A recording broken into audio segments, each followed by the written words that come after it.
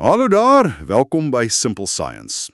Ons het jou notas oor organiese chemie hier, dis mos nou groot vir daai graad 12 fisiese wetenskappe eindeksamen, hè?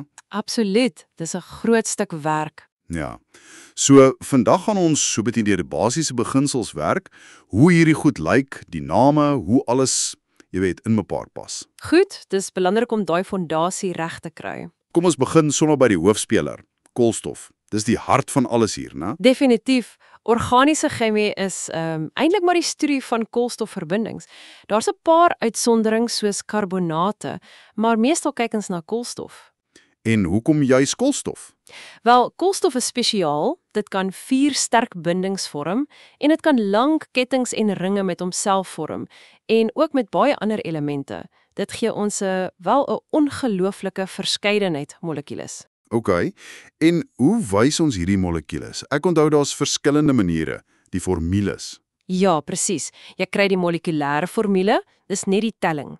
Byvoorbeeld C4H8O. Sê net wat's daar, nie hoe dit lyk nie. So, dis die kortste een. Reg. Dan staan die volledige struktuurformule. Die een wys elke liewe atoom en elke liewe binding as 'n streepie. Gee die volle prentjie. Die volle prentjie, ja. En dan, die een tussenin, is die gekondenseerde struktuurformule. Dit wys nog steeds hoe dinge gekoppel is, maar sonder al die streepies, jy weet. Meer so CH3, CH2, CO, CH3. OK.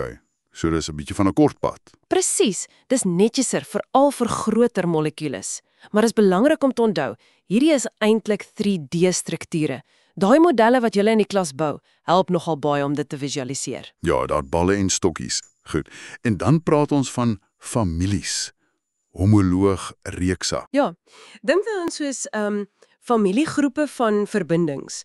Hulle het dieselfde soort algemene formule en hulle tree chemies nogal soortgelyk op. OK. En elke familielid verskil van die vorige een met 'n CH2 groepie. En binne daai familie is daar iets wat die karakter gee, die funksionele groep. Presies. Dis die belangrikste deel vir reaksies. Die funksionele groep is 'n spesifieke atoom of groep atome, soos 'n dubbelbinding of 'n OH-groep of 'n COOH-groep. Dit bepaal hoe die hele molekuul gaan reageer en ook baie van sy fisiese eienskappe. Soos die persoonlikheid van die molekule. Dit is 'n goeie manier om dit te stel, ja. Jy moet die belangrikste ken: alkane, alkene, alkyne, haloalkane, alkohole, aldehiede, ketone, karboksielsure en esters. Elkeen het sy eie unieke funksionele groep. Reg, en wat van versadig en onversadig? Ek hoor daai terme baie. Dis redelik eenvoudig. Versadig beteken net enkel bindings tussen al die koolstofatome. Dink aan alkane. Hulle is vol waterstof. OK. Onversadig beteken daar is ten minste een dubbel of trippelbinding iewers tussen koolstofatome. Alkine en alkyne is onversadig. En daai dubbel of trippelbondings maak hulle anders. Ja, hulle is meer reaktief. Jy kan dit toets ook. Gooi bietjie breinbroomwater by. As dit 'n onversadigde verbinding is, sal die kleur vinnig verdwyn. Daai eksperiment. Ek onthou hom. Goed. Volgende groot konsep. Isomere. Dis waar dinge bietjie deurmekaar kan raak, né? Dit kan, ja. Maar die basiese idee is, isomere het presies dieselfde molekulêre formule. Dieselfde aantal van elke soort atoom. OK. Selfde bestanddele. Maar hulle is anders aan mekaar gesit. Hulle het verskillende struktuurformules. Soos om dieselfde Lego-blokkies te gebruik om verskillende goed te bou. Presies. En jy moet 3 soorte struktuurisomore ken. Eerstens, kettingisomore.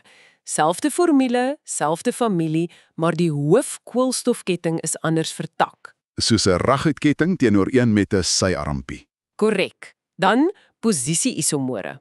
Selfde formule, selfde familie, selfde ketting, maar die funksionele groep of 'n syketting sit op 'n ander koolstofatoom, 'n ander posisie. Byvoorbeeld die OH-groep op koolstof nommer 1 versus op nommer 2. Jep. En die laaste een, funksionele isomore. Hier het hulle dieselfde molekulêre formule, maar hulle behoort aan heeltemal verskillende families. Hulle het verskillende funksionele groepe. Wow. OK. Soos alkohol en 'n eter met dieselfde atome. Presies daai. Byvoorbeeld, 'n ketoon en 'n aldehied kan funksionele isomore wees. En hoekom is dit belangrik om isomore te verstaan? Aan daai verskil in struktuur, al is die formule dieselfde, lei tot verskillende fisiese eienskappe, kookpunte, smeltpunte, sulke goed, en ook verskillende chemiese reaksies. Die manier hoe dit gebou is, maak regtig saak. Dit maak sin.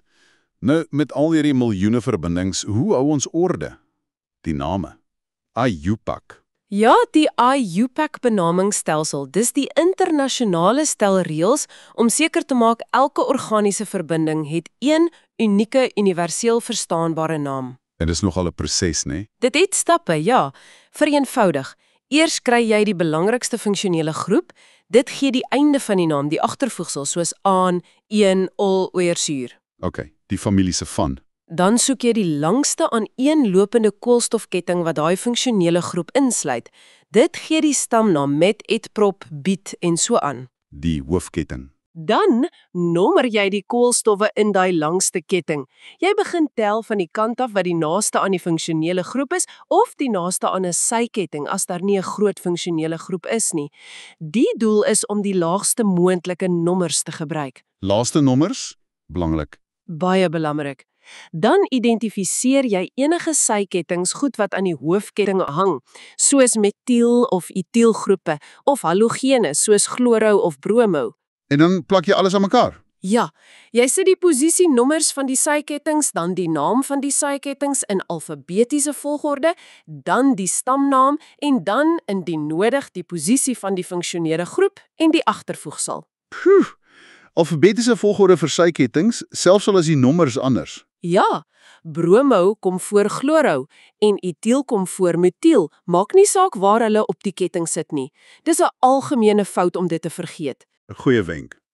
So jy kyk vir kettings tot 8 koolstowwe in graad 12, meestal. Dis reg, en gewoonlik net een hooffunksionele groep per molekuule op skoolvlak. OK. En hierdie struktuur wat ons nou so mooi benaam het, dit beïnvloed dan dinge soos kookpunt. Absoluut. Die fisiese eienskappe, kookpunt, smeltpunt, dampdruk, hang alles af van die kragte tussen die molekules, intermolekulêre kragte. Onthou jy van der Waals dipol-dipol waterstofbindings? Ja, van graad 11. Wel, dis waar dit nou inkom.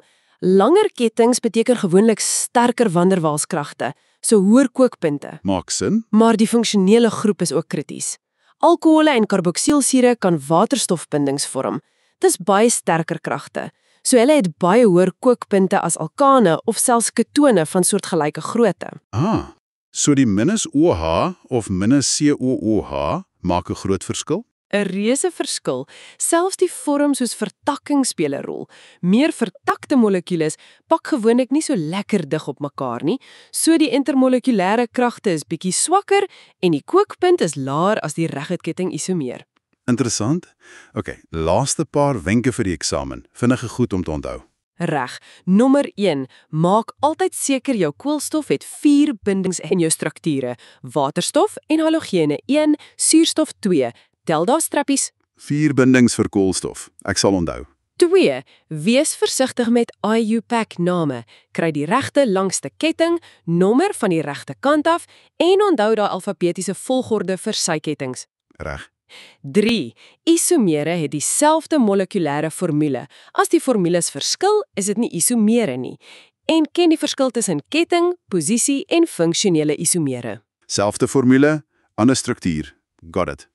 En laastens, ken jou verskillende formules, molekulêr, struktuur, gekondenseerd. Weet wat elkeen wys. En gebruik maar modelle as jy sukkel om die 3D-vorm te sien. Bou dit self. Goeie raad.